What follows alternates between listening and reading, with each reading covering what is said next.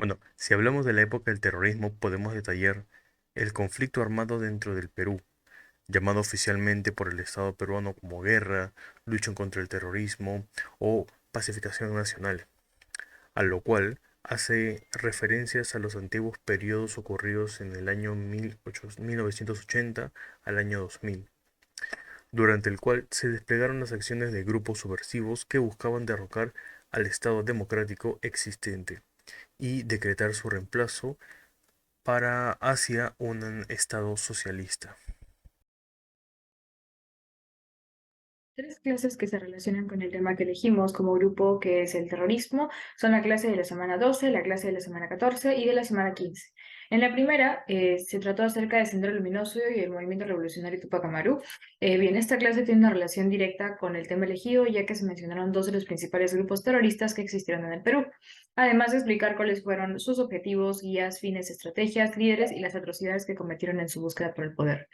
En la clase de la semana 14 se trató acerca de los temas consecuentes del terrorismo en el Perú, las secuelas económicas y el impacto que tuvieron los ataques cometidos por los terroristas y escuadrones militares en millones de familias peruanas que a día de hoy siguen buscando justicia, además de las estrategias utilizadas por el gobierno de Alberto Fujimori para rescatar al Perú de la crisis existente y erradicar a los grupos terroristas que quedaron por medio de la FEIN, siendo en su mayoría operativos exitosos. Sin embargo, aún quedan pequeños grupos que producen muertes en el Brain. En la semana 15 se habló acerca de las reformas económicas liberales y el fin del Estado corporativo, su corrupción y caída.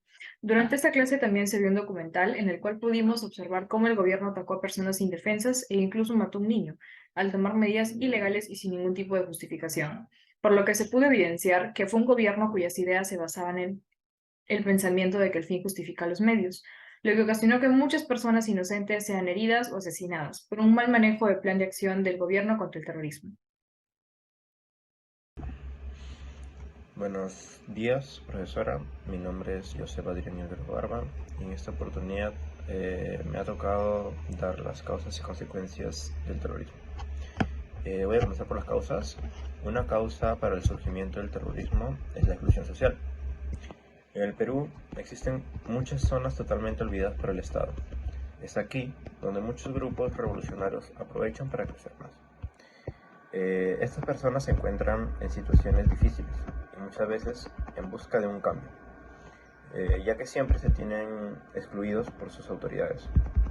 Estos grupos les prometen el cambio que tanto han esperado y para lograrlo necesitan destruir el sistema actual y como de lugar es una guerra y los buenos son ellos, no el Estado.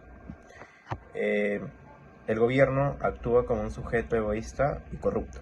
Así, pues, los demás irán en su contra y contra su olvido. Y, por consiguiente, las consecuencias.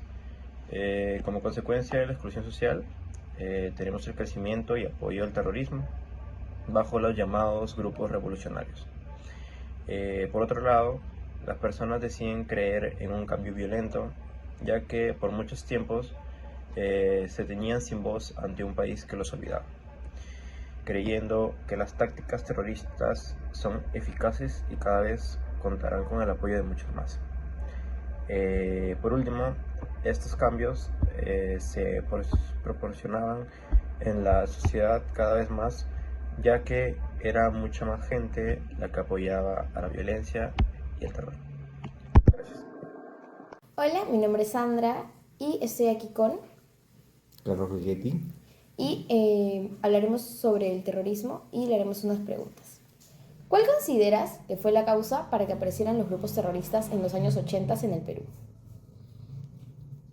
Mm, Pienso que fue por la desigualdad social que existía en esos tiempos. Si más no me equivoco, todo empieza por la organización de los SUTEP, que se organizan a nivel nacional y empiezan a rebelarse contra el gobierno y generan grupos subversivos. ¿Usted cree que el fin del terrorismo llegó gracias al gobierno de Fujimori o a una acción independiente de las fuerzas policiales? Creo que fue en conjunto, ¿no? Ya que la policía trabaja bajo las órdenes del gobierno. ¿Y nos podría contar alguna experiencia propia o de qué forma esto logró afectar en su vida? En esa época, bueno, había mucha inseguridad en los jóvenes que éramos en ese tiempo, y pensábamos irnos del país porque la situación en el país era terrible, había bromas por todos lados, apagones, se suspendían las clases y le había mucha inseguridad, así que muchos se fueron del país y algunos pensábamos irnos, pero bueno, no se logró. Listo, eso sería todo. Muchas gracias. Hola, ¿qué tal? Mi nombre es Sandra Costa. Estamos aquí con Gladys Harris. y vamos a hacer una pequeña entrevista con respecto al terrorismo en el Perú en los años 80. ¿Cuál consideras que fue la causa principal para que aparecieran los grupos terroristas en los años 80 en el Perú?